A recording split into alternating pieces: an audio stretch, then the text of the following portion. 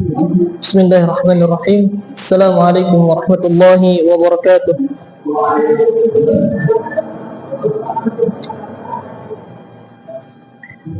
Innal hamdalillah nahmaduhu wa nasta'inuhu wa nastaghfiruhu wa nastahdihi wa na'udzu billahi min shururi anfusina wa min sayyiati a'malina. Man yahdihillahu fala mudilla lahu wa man yudlilhu fala hadiya lahu. أشهد أن لا إله إلا الله وحده لا شريك له وأشهد أن محمدا عبده ورسوله. قال الله تعالى في كتابه الكريم: يا أيها الذين آمنوا اتقوا الله حق تقاته ولا تموتن إلا وأنتم مسلمون. يا أيها الناس اتقوا ربكم الذي خلقكم من نفس واحدة وخلق منها زوجها وبث منهما رجالا كثيرا ونساء واتقوا الله الذي تساءلون به والأرحام إن الله كان عليكم رقيبا. فإن أصدق الحديث كتاب الله وخير الهدي هدي محمد صلى الله عليه وسلم وشر الأمور محدثاتها فإن كل محدثة في الدين بدعة وكل بدعة ضلالة وكل ضلالة في النار. اللهم علمنا ما ينفعنا وانفعنا بما علمتنا وزدنا علما. اللهم إنا نسألك علما نافعا ورزقا طيبا وعملا متقبلا. يا معلم آدم علمنا ويا مفهم داود وسليمان فهمنا. أما بعد. Kaum muslimin yang dirahmati oleh Allah Subhanahu wa taala, puji syukur kita atas limpahan karunia dan rahmat Allah Subhanahu wa taala yang begitu banyak. Nikmat yang Allah berikan kepada kita tidak terhitung jumlahnya. Dan itu Allah jelaskan dan tegaskan di dalam Al-Qur'an, wa in ta'uddu ni'matallahi la tuhsuha. Kalau kalian menghitung-hitung nikmat Allah, kalian tidak mampu menghitung nikmat tersebut. Dan ketika kita mendapati salah satu nikmat yang Allah berikan kepada kita, maka wajib bagi kita untuk mensyukuri nikmat tersebut.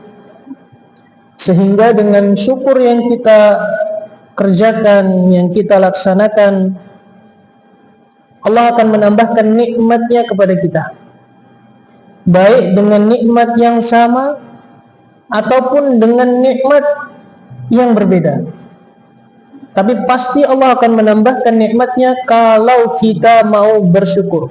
Ini janji Allah Subhanahu wa taala. Allah berfirman, la in syakartum la azidannakum wa la in kafartum inna adzabi lasyadid. Kalau kalian bersyukur, akan aku tambahkan nikmatku. Kalau kalian kufur, ketahuilah azab Allah sangatlah pedih.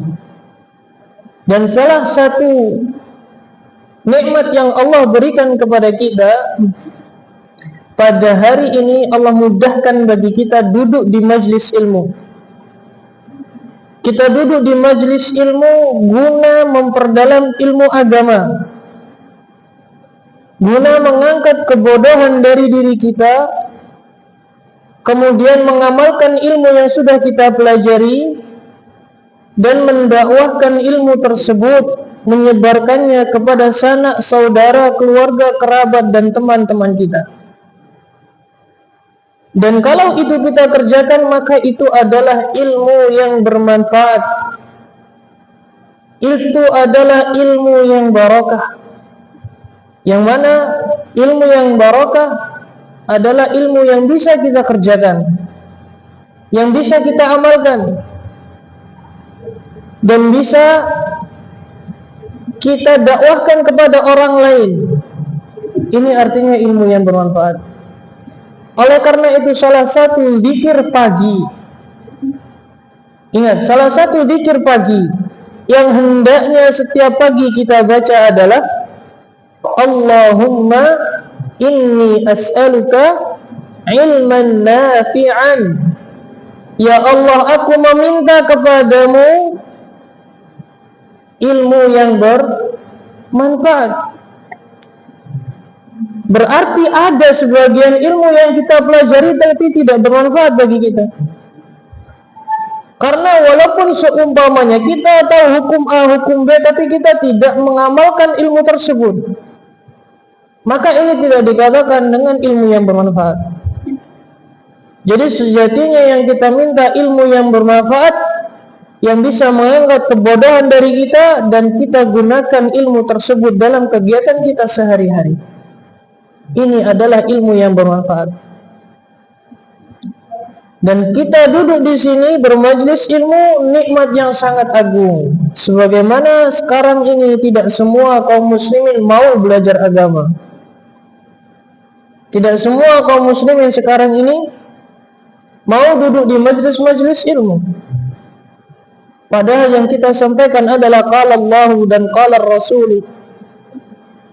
Apa yang terkandung di dalam Al-Quran dan apa yang tertera di hadis Nabi. Tapi seolah-olah kaum muslimin meninggalkan hal tersebut karena berbagai alasan, dengan alasan sibuk dan lain sebagainya. Taib. Ini adalah nikmat yang agung yang wajib kita syukuri.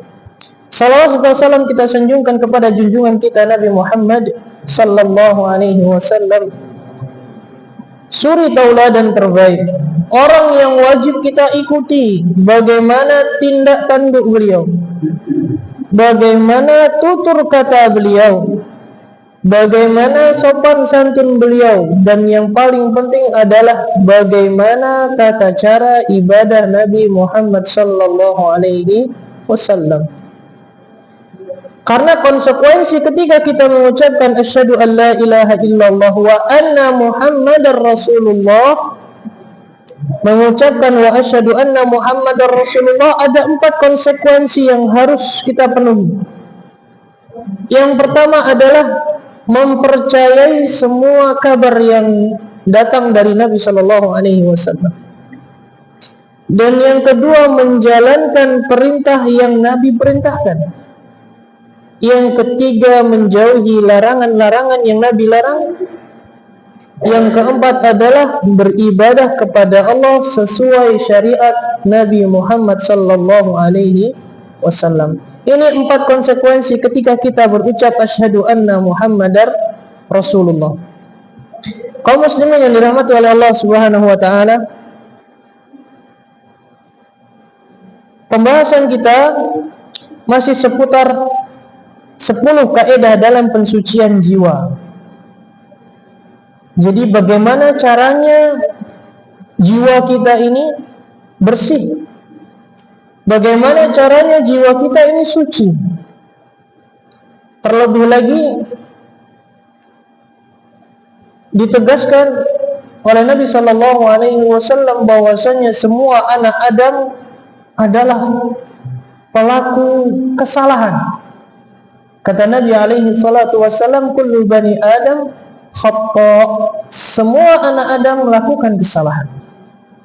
Karena kita sering melakukan kesalahan, oleh karena itu bagaimana caranya kita membersihkan hati kita dari kesalahan-kesalahan tersebut, sehingga ketika kita beribadah kepada Allah dengan hati yang bersih, ketika kita beribadah kepada Allah, hati kita tidak tercampur dengan kemaksiatan bahkan kesyirikan. Dan yang kita bahas di sini adalah kitab yang dikarang oleh Syekh Abdul Razak bin Abdul Muhsin hafizahullah ta'ala. Kita sudah masuk ke pembahasan kaidah pertama. Kalau kita ingin jiwa kita ini bersih, kaidah pertama yang Syekh sebutkan adalah mentauhidkan Allah Subhanahu wa ta'ala. Karena tauhid merupakan hal yang pertama kali wajib diyakini kaum muslimin. Karena ketika orang mau masuk ke dalam agama Islam, dia harus mengucapkan kalimat asyhadu an la ilaha illallah. Aku bersaksi tiada Tuhan yang berhak disembah dengan benar kecuali Allah Subhanahu wa ta'ala. Dan inilah kalimat tauhid, kalimat la ilaha illallah. Kalimat yang ketika Nabi Musa alaihi salam meminta kepada Allah, ya Allah tunjukkan kepadaku sebuah doa dan zikir ketika aku mengucapkan kalimat tersebut. Allah mengajarkan kepada Nabi Musa untuk mengucapkan kalimat La ilaha illallah. Allah mengajarkan kepada Nabi Musa untuk mengucapkan kalimat La ilaha illallah. Nabi Musa pun bertanya, Ya Allah, bukankah semua hamba-Mu mengucapkan kalimat La ilaha illallah? Kemudian Allah berkata, Wahai Musa, apabila La ilaha illallah diletakkan di satu timbangan dan bumi seisinya serta langit diletakkan di timbangan yang satunya, sungguh kalimat La ilaha illallah lebih berat daripada langit dan bumi. Ini kalimat zikir dan kalimat doa yang Allah ajarkan kepada Nabi Musa. Dan kalimat ini pula yang menjadikan para nabi dan para rasul ini berjuang keras untuk menyebarkan dakwah. Allah berfirman di dalam Al-Quran, وَلَقَدْ بَعَثْنَا فِي كُلِّ أُمَّةٍ رَسُولًا. Kami telah utus di setiap umat itu seorang rasul. Apa tugas utama dari seorang rasul? Ani'budullaha wajtanibut taghut. Untuk beribadah kepada Allah dan menjauhi sesembahan selain Allah. Berarti mengakui bahwasanya tiada Tuhan yang berhak disembah dengan benar kecuali Allah Subhanahu wa ta'ala. Ini kalimat tauhid. Dan Allah Subhanahu wa ta'ala memberikan keutamaan bagi orang yang mengucapkan kalimat tauhid sebelum dia wafat. Dalam sebuah hadis disebutkan bahwa siapa yang akhir hayatnya mengucapkan kalimat La ilaha illallah, maka dia masuk surga. Ini tauhid. Kita pelajari dan tidak sekedar hanya mempelajari. Kita tahu ilmunya, tapi tidak hanya sekedar tahu. Yang kita butuhkan setelah kita tahu adalah mengamalkan hal tersebut. Mengamalkan kalimat La ilaha illallah, baik itu dengan lisan kita mengucapkan kalimat tersebut untuk berzikir, ataupun dengan hati kita mempercayai tidak ada Tuhan yang berhak disembah dengan benar kecuali Allah, dan dipraktekkan oleh anggota badan kita. Kita tidak sujud, tidak rukuk kecuali untuk Allah Subhanahu wa ta'ala. Ini kalimat tauhid, kalimat yang sangat agung. Kemudian Syekh Abdul Razak bin Abdul Muhsin Al-Badr hafizahullah ta'ala, beliau menyebutkan sebuah ayat. Allah Subhanahu berfirman di dalam surat Fussilat ayat 6 sampai ayat 7. Allah berfirman, wa wailun lil musyrikin. Celakalah bagi orang-orang yang musyrik. Siapa orang-orang musyrik tersebut? Alladzina la yu'tuna zakah. Mereka adalah orang-orang yang tidak menunaikan zakat. Wa hum bil akhirati hum kafirun. Dan mereka kufur tentang hari akhir. Celaka orang-orang yang musyrik. Siapa mereka? Yang tidak menunaikan zakat. Sekarang, apakah orang yang tidak menunaikan zakat dikatakan orang musyrik? Tidak.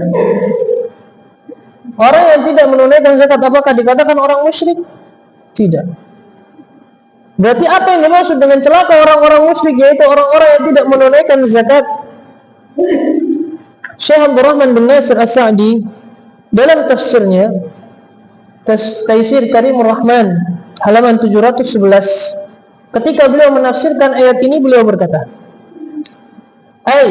yaitu alladzina abadu min dunihi.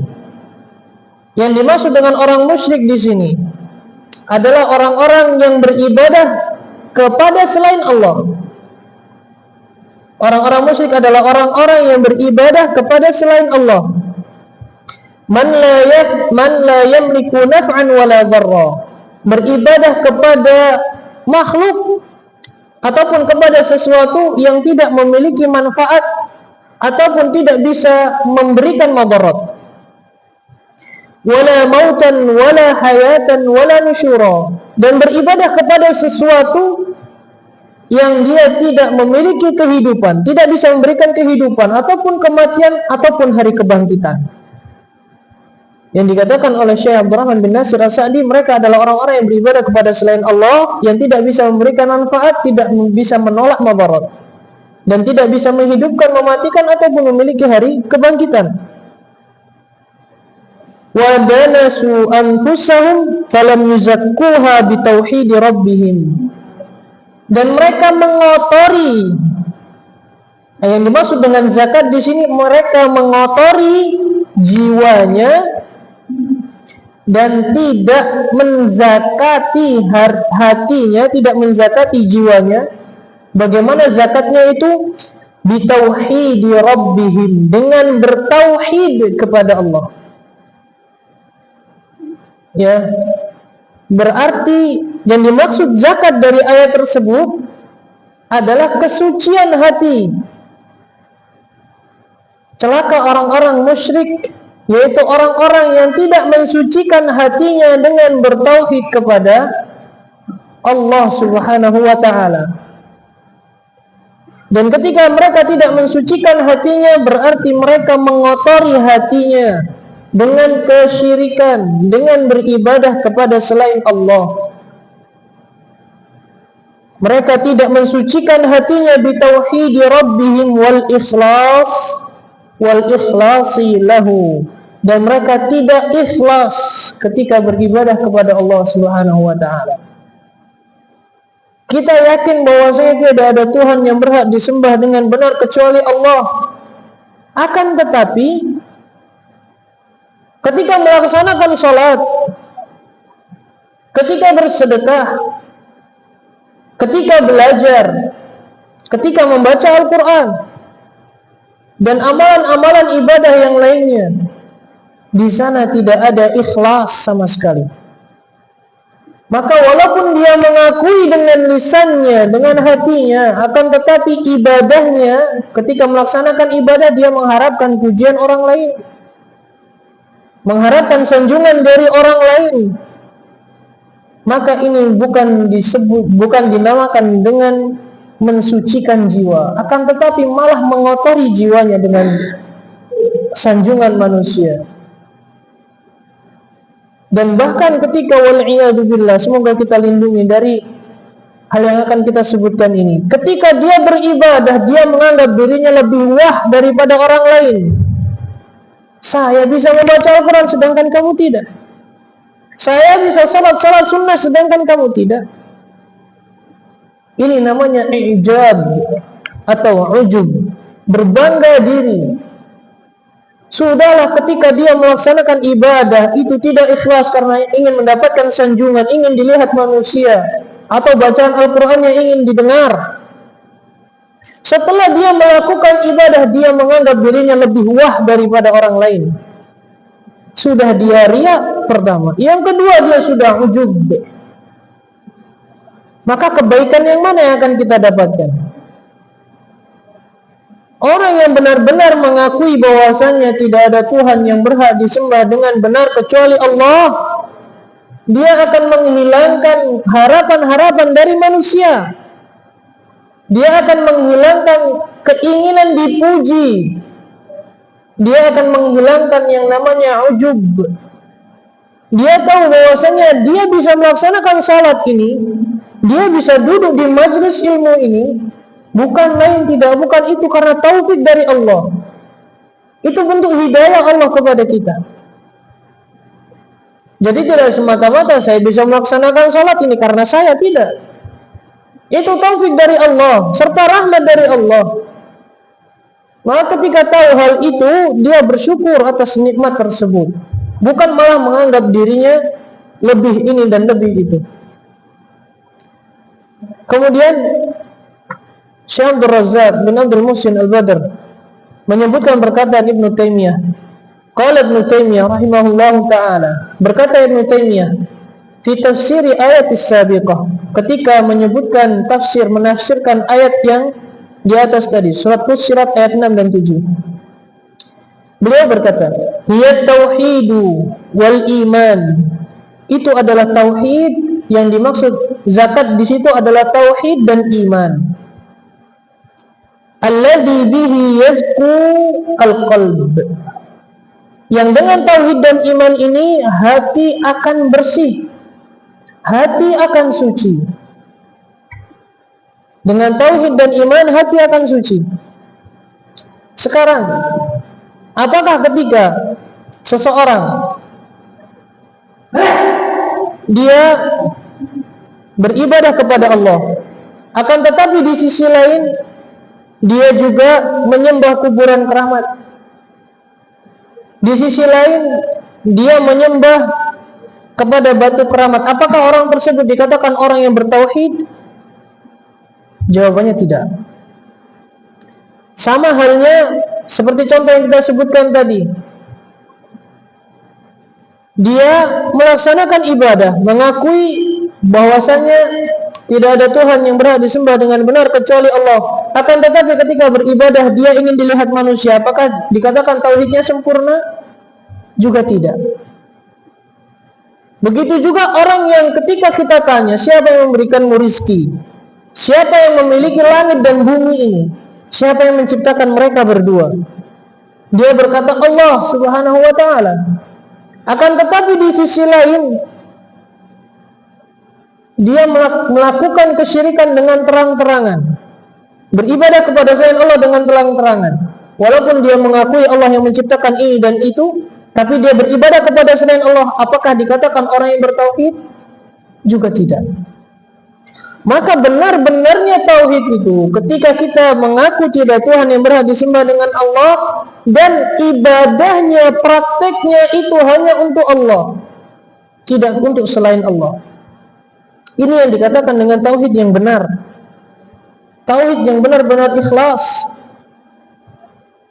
Walaupun dia mengakui dengan tauhid rububiyah bahwasanya Allah memiliki alam semesta, tapi beribadah kepada selain Allah, maka tidak dikatakan sebagai orang yang bertauhid. Bahwasanya tauhid dan iman ini akan mensucikan hati. Iman, ketika disebutkan dengan iman saja, tidak ada sebutan sebelumnya kalimat Islam dan iman. Ketika disebutkan iman saja, maka amalan-amalan yang nampak di luar juga termasuk dari amalan iman.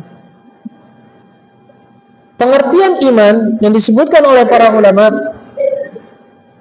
secara bahasa adalah keyakinan. Secara istilah, iman adalah qaulun bil lisan.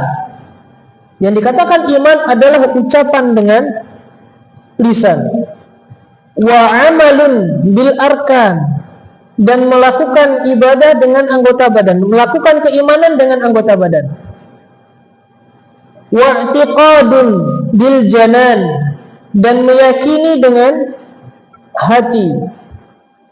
Iman qaulun bil lisan, wa amalun bil arkan, wa'tiqadun bil janan.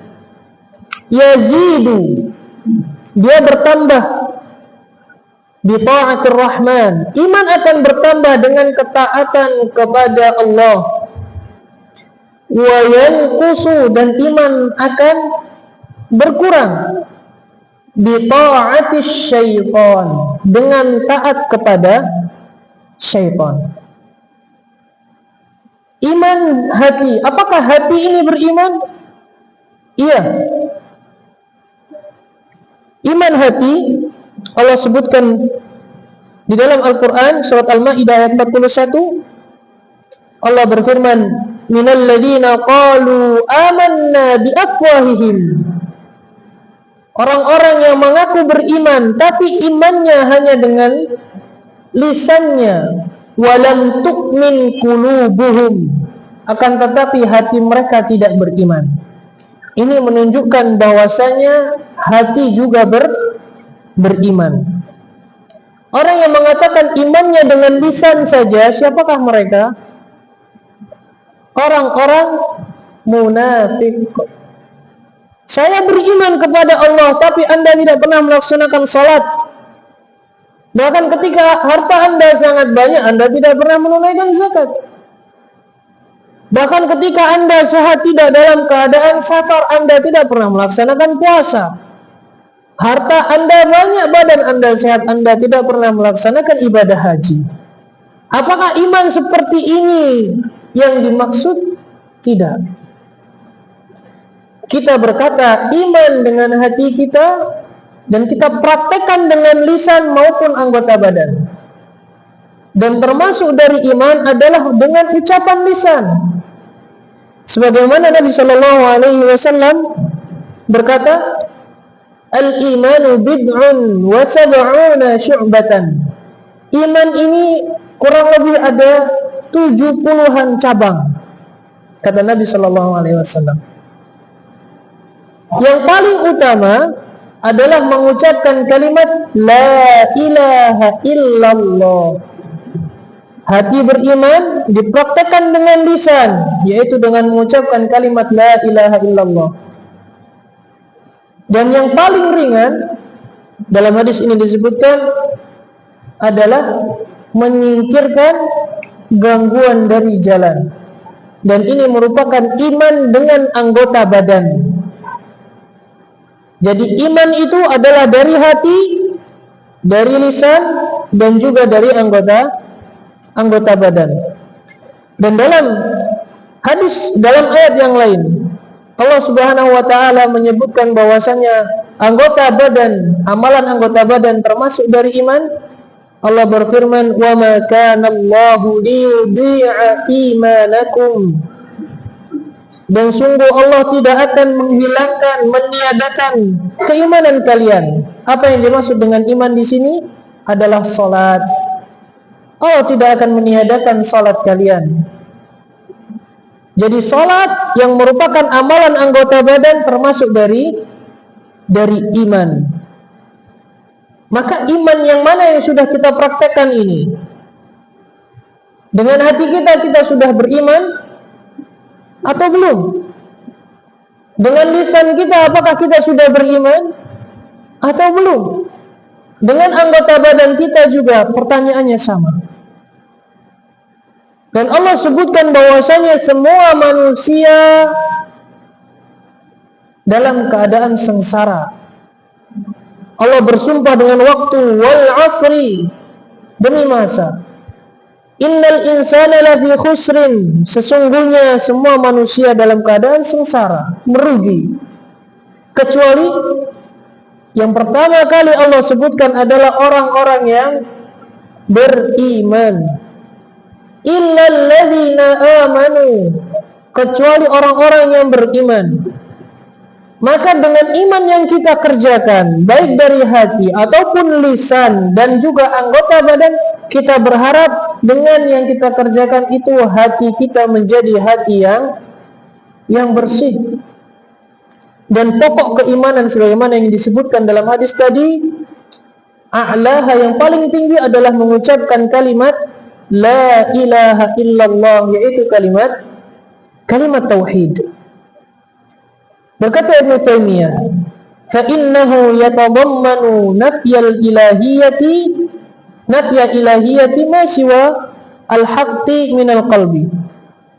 Karena sesungguhnya iman dan tauhid ini mencakup di dalamnya, ketika mengucapkan kalimat la ilaha illallah, yang tercakup dalam kalimat itu, yang terkandung di dalamnya adalah meniadakan sesembahan selain sesembahan yang benar, meniadakan sesembahan itu dari hati kita, meniadakan sesembahan yang tidak benar dari hati. Adakah sesembahan yang tidak benar? Ada. Semua yang diibadahi selain Allah, maka itu adalah sesembahan yang tidak benar. Baik itu yang sering kita lihat di sekeliling kita, kuburan, baik itu pohon, batu, dan lain sebagainya, itu adalah sesembahan yang tidak benar. Maka itu kita tiadakan dari hati kita, meniadakan sesembahan yang tidak benar dari hati. Wa isbatu ilahiyatil haqqi minal qalb, dan memantapkan sesembahan yang benar di dalam hati. Siapa sesembahan yang benar? Yaitu Allah Subhanahu wa ta'ala.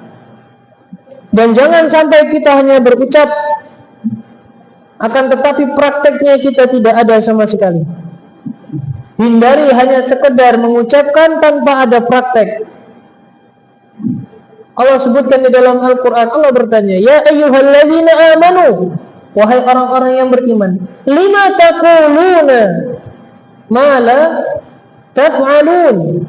Wahai orang-orang yang beriman, kenapa kalian hanya sekedar mengucapkan apa yang tidak kalian kerjakan? Hanya sekedar mengucapkan tapi tidak dikerjakan. Kabura maqtan 'indallahi an taqulu ma la taf'alun. Sungguh besar murka Allah ketika kalian mengucapkan tapi tidak dikerjakan.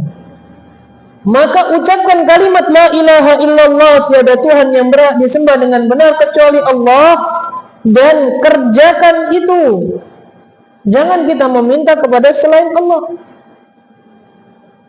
Kalau kita bisa meminta kepada Allah, dan itu pasti bisa kita meminta kepada Allah, minta kepada Allah bahkan dengan hal-hal yang remeh. Minta makan, minta apapun, minta semua kepada Allah. Dan Allah kalau ada hambanya yang meminta, pasti akan Allah berikan salah satu dari 3 hal yang akan Allah berikan. Terlebih lagi orang tersebut ketika berdoa, dia tidak memotong tali silaturahmi dan tidak berbuat dosa, Allah akan berikan salah satu dari 3 hal. Allah akan ijabahi doanya, yang pertama. Yang kedua, Allah akan simpan doa tersebut sampai hari kiamat. Yang ketiga, Allah akan jauhkan orang tersebut dari keburukan. Kalau kita berdoa, yakin bahwasanya kita akan diberikan salah satu dari 3 hal ini. Kalau tidak diijabahi doanya, akan ditabung doa tersebut atau akan dihindarkan dari keburukan. Yakin, itu adalah keimanan kita kepada Allah Subhanahu wa ta'ala. Maka kalau kita berdoa, kemudian doa kita belum diijabahi oleh Allah Subhanahu wa ta'ala, jangan putus asa dan suudzon kepada Allah. Saya sudah berdoa setiap sujud, saya berdoa semoga saya menjadi anak yang saleh, tapi tingkah laku saya masih buruk saja. Dan saya mendoakan anak-anak saya menjadi anak-anak yang saleh, tapi tingkah mereka juga seperti itu, masih buruk-buruk saja. Apakah Allah sudah tidak mendengar doa saya? Jangan suudzon kepada Allah, karena pasti Allah akan memberikan salah satu dari 3 itu. Kalau belum diijabahi, yakinlah doa itu akan menjadi tabungan kita di akhirat nanti. La taqnatu mir rahmatillah, jangan putus asa dari rahmat Allah Subhanahu wa ta'ala. Terlebih lagi kita suudzon, jangan sampai kita suudzon kepada Allah Subhanahu wa ta'ala.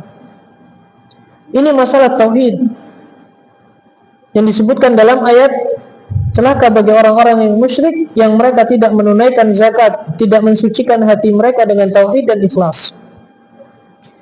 Wa itsbatu ilahiyatil haqqi fil qalbi wa huwa haqiqatu la ilaha illallah. Dan ketika meniadakan sesembahan yang batil dari hati dan menetapkan sesembahan yang hak di dalam hati, maka ini adalah hakikat dari kalimat la ilaha illallah. Karena kalimat la ilaha illallah ada peniadaan dan ada penetapan. Yang ditiadakan adalah sesembahan selain Allah, dan yang ditetapkan adalah sesembahan yang berhak disembah dengan benar, yaitu Allah Subhanahu wa ta'ala. Wa hadha aslu ma tazku bihil qulub. Dan tauhid ini serta iman ini adalah asal dari kesucian hati. Jadi asal dari kesucian hati kita dengan bertauhid kepada Allah Subhanahu wa ta'ala. Kemudian Syekh Abdul Razak juga membawakan perkataan muridnya Ibnu Taimiyah, yaitu perkataan Ibnu Al-Qayyim. Qala Ibnu Al-Qayyim rahimahullahu taala, berkata Ibnu Al-Qayyim rahimahullah, qala aktsarul mufassirin minas salafi wa man ba'dahum, berkata kebanyakan para mufassir, ahli tafsir dari generasi salaf dan setelah mereka, yang dimaksud zakat di sini adalah at-tauhid, yaitu mentauhidkan Allah Subhanahu wa taala, mengesahkan Allah Subhanahu wa taala fi rububiyatihi wa uluhiyatihi wa asma'ihi wa sifatihi. Mentauhidkan Allah di rububiyahnya, uluhiyahnya, asma dan sifatnya. Beliau berkata, hiya tauhid, yang dimaksud adalah tauhid, syahadatu an la ilaha illallah, yaitu syahadat, kesaksian kita bahwasanya tidak ada Tuhan yang berhak disembah dengan benar kecuali Allah Subhanahu wa ta'ala. Wal iman, dan juga iman, alladzi bihi yazkul qalbu, yang dengan iman ini serta tauhid ini hati akan menjadi suci. Wa huwa aslu kulli zakatin wa nama, dan tauhid serta iman ini adalah asal dari semua zakat dan semua hal yang bertambah, karena asli dari kata zakat adalah bertambah. Kalau kita bertauhid, maka akan bertambah keimanan kita, kualitas kita dalam beribadah ini akan bertambah dengan tauhid. Maka yakinlah, ketika kita bertauhid, kita akan tenang dan kita tidak akan merugi sama sekali. Kemudian Syekh berkata, wa kama anna tauhida huwa aslu ma tazku bihi nufusu wa tathur, dan sebagaimana kita jelaskan bahwasanya tauhid ini adalah asal untuk kesucian jiwa dan kebersihannya. Fa inna syirka huwa ashaddu ma yudannisu an-nufusa wa yaftiku biha. Kita sebutkan bahwa tauhid adalah yang mensucikan jiwa dan membersihkannya. Maka kesyirikan, orang yang melakukan kesyirikan kepada Allah, ini perbuatan yang mengotori jiwa. Kesyirikan adalah hal yang paling utama yang bisa mengotori jiwa kita. Bagaimana mungkin jiwa kita akan bersih walaupun kita mengucapkan kalimat tauhid, tapi di sana juga ada kesyirikan, baik itu syirik besar ataupun syirik kecil. Maka hal yang paling utama mengotori hati adalah syirik. Wa yaftiku biha, dan mencelakakan hati, mengotori, mencelakakan hati adalah kesyirikan.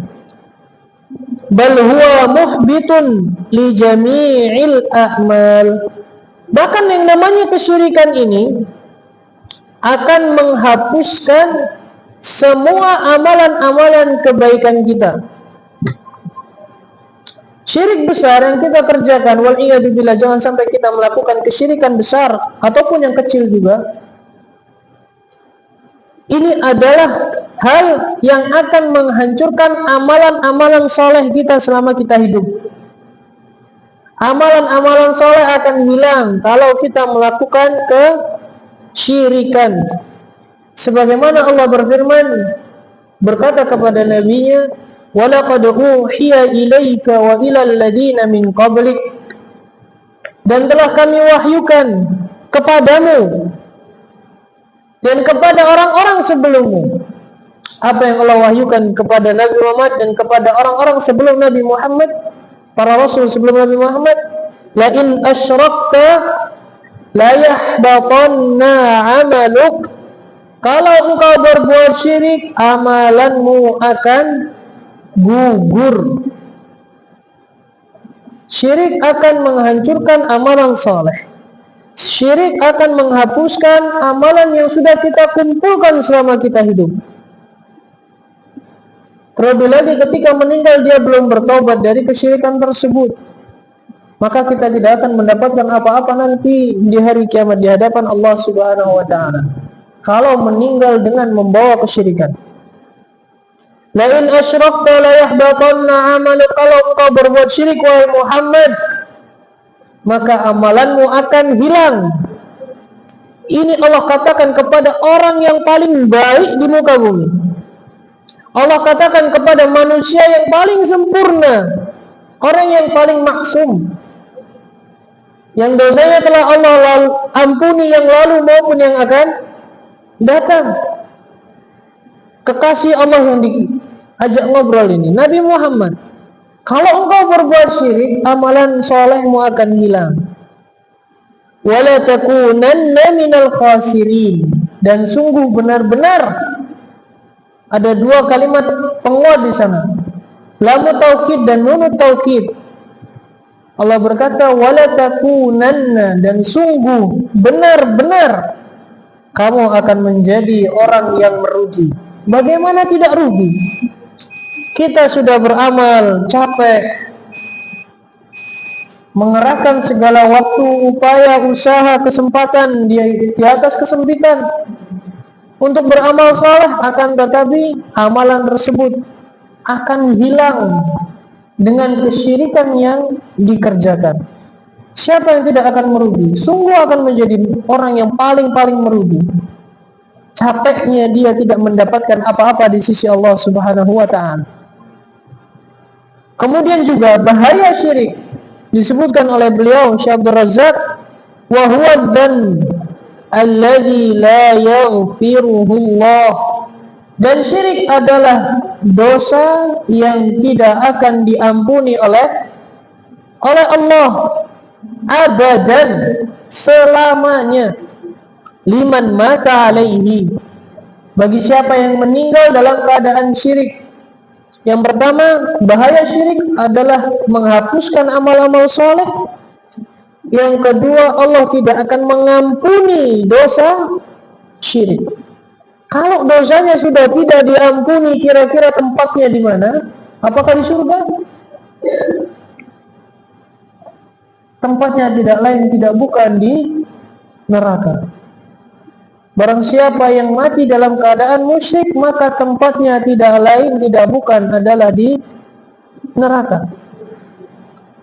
Karena dosanya tidak diampuni. Allah berfirman, innallaha la yaghfiru an yushraka bih. Allah tidak mengampuni orang yang berbuat syirik kepada Allah. Wa yaghfiru ma duna dzalika liman yasha. Dan Allah mengampuni dosa-dosa selain syirik.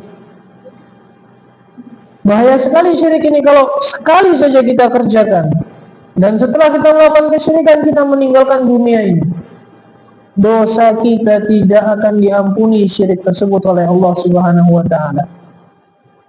Ini bahayanya syirik yang kedua. Kemudian yang ketiga yang beliau sebutkan di sini, wa harramallahu azza wa jalla al-jannata, dan Allah mengharamkan surga ala kulli man asyraka ma'ahu ghairah, kepada setiap orang yang berbuat syirik, yang menyekutukan Allah. Allah haramkan bagi dia surga. Kalau sudah diharamkan surga, berarti tempatnya di ini sangat bahaya. Siapa yang mau masuk ke dalam neraka yang panasnya, subhanallah, sangat mengerikan. Yang ketika kulit itu matang, Allah ganti dengan kulit yang baru. Kullama nadijat juluduhum baddalnahum juludan ghairaha. Setiap kulit itu matang, maka diganti dengan kulit yang lain.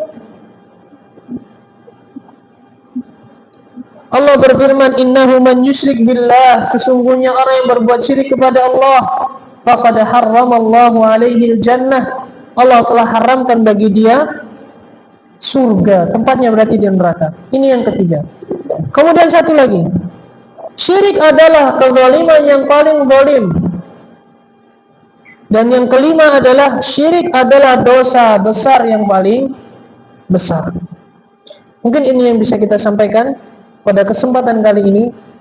Semoga Allah mantapkan hati kita di atas tauhid dan ikhlas, dan Allah jauhkan kita dari perbuatan syirik, baik syirik besar ataupun syirik kecil. Kalau ada kurang itu saya mohon maaf, dan kalau ada yang bermanfaat semoga itu bisa kita jadikan amalan kita sehari-hari dan kita bisa praktekkan dan dakwahkan kepada sanak saudara kita. Sallallahu ala nabiyina Muhammad wa ala alihi wa sahbihi ajma'in. Tetap semangat melakukan ketaatan dan menjauhi kemaksiatan. Kita tutup dengan doa kafaratul majlis. Subhanakallahumma wa bihamdika asyhadu an la ilaha illa anta astaghfiruka wa atubu ilaik. Assalamualaikum warahmatullahi wabarakatuh.